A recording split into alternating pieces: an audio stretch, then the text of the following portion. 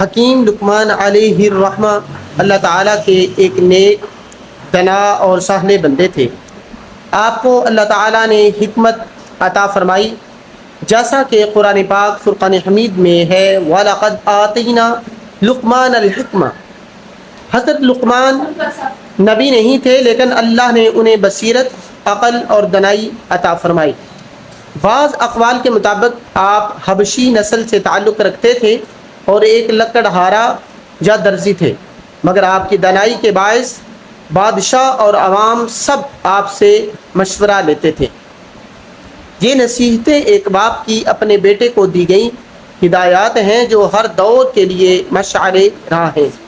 حکیم لقمان نے اپنے بیٹے سے کہا، یا بنیا لا تشرک باللہ ان الشرک لظلم عظیم۔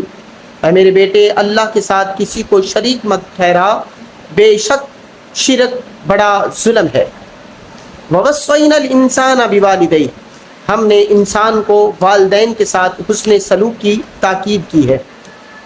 اسی طرح اپنے بیٹے سے کہا، انہا ان تک مثقال حبہ، اور فرمایا یاتی بہ اللہ، اگر کوئی عمل رائی کے دانے کے برابر بھی ہو تو اللہ اسے بھی لے آئے گا۔ اسی طرح فرمایا یا بنی اقیم الصلاۃ، نماز قائم کرو۔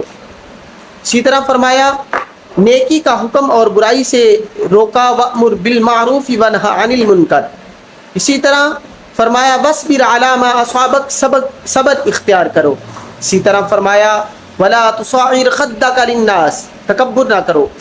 اسی طرح فرمایا وقصد فی مشیک، میانہ روی اختیار کرو۔ اسی طرح فرمایا وغضض من صوتک، آواز نیچی رکھو۔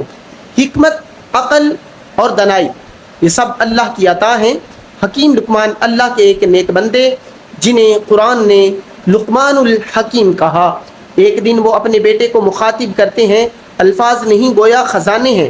اے میرے بیٹے، اللہ کے ساتھ کسی کو شریک نہ کرنا شرک سب سے بڑا ظلم ہے۔